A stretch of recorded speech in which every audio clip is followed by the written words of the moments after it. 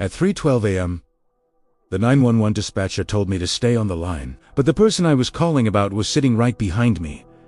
That ride started like 100 others, a quiet ping in a quiet part of Maricopa County. It was one of those nights where the air hangs heavy and damp, and the silence between streetlights feels like a solid thing. I'd been driving for hours.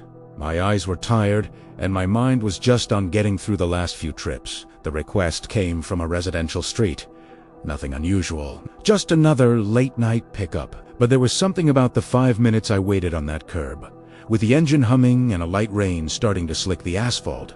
That felt different. It was a feeling I'd learned to recognize, but usually ignore. The kind of stillness that precedes a storm. It's a memory that never really left. Long after the shift ended, it started with a microhook, a small detail that didn't make sense at the time. The pin on the map was right at the end of a dead-end street, but the person who requested the ride was standing halfway down the block, under a tree, away from the nearest porch light. I pulled up, the automatic headlights cutting a bright path through the misty dark.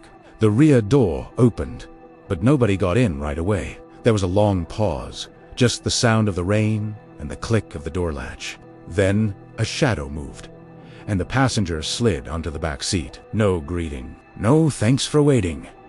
Just a quiet click as the door shut. I glanced in the rearview mirror, but all I could see was a silhouette. I confirmed the name on the app, got a quiet yes, and put the car in drive. The air in the car instantly felt thick, heavy with an unspoken tension. I remember thinking that silence felt heavier than conversation. The first few minutes were just the hum of the tires on wet pavement. We drove past the familiar glow of a 24-hour gas station, its lights bleeding into the fog, past a closed-down motel, its sign dark and peeling. The GPS route was straightforward, a 20-minute drive toward the city center. I kept my eyes on the road, trying to shake off the unease. But then, about 5 minutes in, a pair of headlights appeared in my rearview mirror. They were far back, but they were there. I didn't think much of it at first. It's a public road. But every time I made a turn, they made the same turn a few moments later. My passenger hadn't said a word, just sat perfectly still. Then, a whisper from the back seat. "Can you turn here?" It wasn't where the GPS was telling me to go. It was a turn onto a darker, industrial side street. That's when I hesitated. I took the turn. The road was lined with warehouses and chain-link fences, the streetlights fewer and farther between. The headlights behind us took the turn too. They were closer now. "Don't stop," the passenger whispered again, their voice trembling. "Please, just don't stop. They're following me." My stomach tightened. This was no longer just a ride. I saw the same headlights in my mirror, a dark sedan, maybe 100 yards back. It was keeping pace. I reached for my phone, my fingers fumbling for a second on the console. I had to make a choice. Keep driving into the dark, or do something else. This was the point of no return. I kept my eyes on the mirror, my heart starting to pound against my ribs. Something didn't line up. I dialed 911, my thumbs shaking as I pressed the call button. I kept the phone on my lap, hoping the passenger wouldn't notice. A calm voice answered. 911.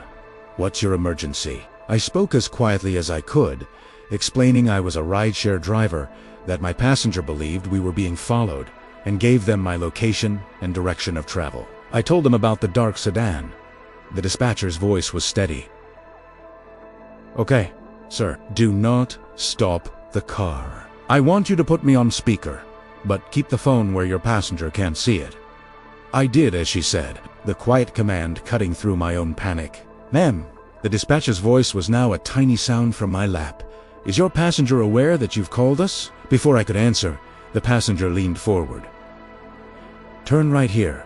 "Go right." It was a dead-end street on the GPS. The dispatcher's voice was firm. "Driver, do not turn. Continue straight. We are dispatching a unit to your location. Do not stop." This is where I almost turned the car around. The sedan behind us was getting closer. The passenger was becoming more agitated. "Why aren't you turning?"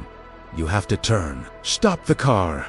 "Let me out." Their voice was rising, laced with pure terror. My hands were slick on the steering wheel. The dispatcher's instructions were clear. Do not stop for any reason. Keep your doors locked. What is your nearest major cross street? I fed her the information. My voice strained. The sedan's headlights filled my entire rear-view mirror. I could feel the engine vibrating. Could hear my own breathing. Ragged and fast. The passenger was pleading now, begging me to stop. But the dispatcher's voice in my lap was the only thing keeping me grounded. Drive toward the hospital on your left. Pull into the emergency entrance, but do not unlock your doors until you see a marked police vehicle.